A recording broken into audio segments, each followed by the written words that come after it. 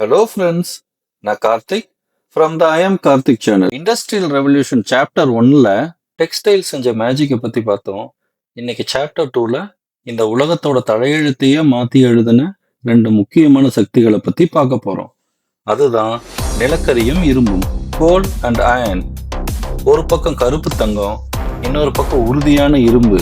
இந்த 2 கூட்டணி எப்படி உலகத்தையே ஒரு மெகா மிஷினா மாத்துச்சுன்னு பார்க்கலாமா?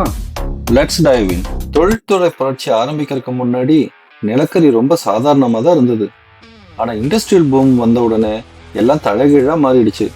மரக்கட்டையை விட நிலக்கரி 3 மடங்கு அதிக ஆற்றல் கொடுக்கும், விலையும் குறைவு. இதோட வளர்ச்சியை பாருங்களேன். 1700ல் வெறும் 30 லட்சம் டன்னாக இருந்தது. 1850ல் 6.2 கோடி டன் வரைக்கும் எகிரிடுச்சு.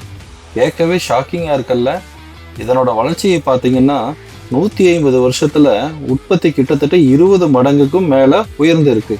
இரும்பு தொழில்ல ஒரு பெரிய புரட்சி எப்போ வந்துச்சுன்னா 1709ல் ஆப்ரகாம் டாபி கோக் பயன்படுத்தி இரும்பு உருக்குனப்பதான். இங்க கோக் அப்படின்னு நான் சொல்றது நம்ம குடிக்கிற கொக்கோ கோலா கிடையாது. நிலக்கரிய அதிக வெப்பத்துல சுத்திகரிச்சு வர்ற ஒரு பவர்ஃபுல் எரிபொருள் தான் இந்த கோக். இது சாதாரண நிலக்கரியை விட பயங்கரமான வெப்பத்தை கொடுக்கும். இதனால இரும்பு தயாரிப்பு ரொம்ப வேகமாகவும் தரமாகவும் மாறுச்சு.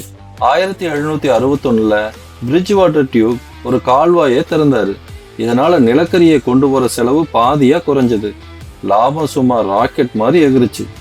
இப்போ ஒரு ஸ்டார் வரார், ரிச்சர்டு ட்ரெவித்திக். அவர் 1801ல் பஃபிங் டெவில் அப்படிங்கிற முதல் நீராவி சாலை வாகனத்தை உருவாக்குனாரு.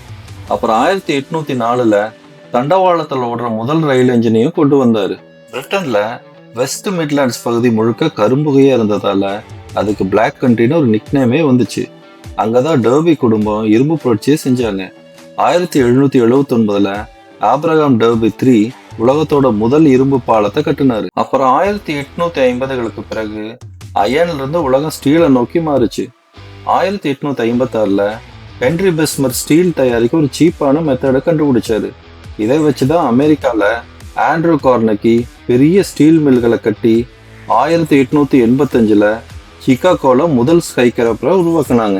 இன்னைக்கு நம்ம பார்க்குற இந்த பிரம்மாண்டமான பாலங்கள், விண்ணை தொடர கட்டிடங்கள், மின்னல் வேகத்தில் போற ரயில்கள், இது எல்லாத்துக்குமே அன்னைக்கு அஸ்திவாரம் போட்டது அந்த நிலக்கரியும் இரும்பும் தான். ஒரு சின்ன தீப்பொறி, அப்புறம் ஒரு துண்டு நிலக்கரி, இது 2 சேர்ந்துதான் இன்னைக்கு நம்ம வாழ்ற இந்த நவீன உலகத்தையே செதுக்கி இருக்கு. தொழில்துறை புரட்சியோட பயணம் இதோட முடியல. இன்னும் ஆச்சரியம் தரும் அடுத்த தொழில்துறை புரட்சி தகவலோட வர்றேன். Stay tuned. நான் கார்த்திக், I am Karthik சேனல்ல இருந்து சைனிங் ஆஃப்.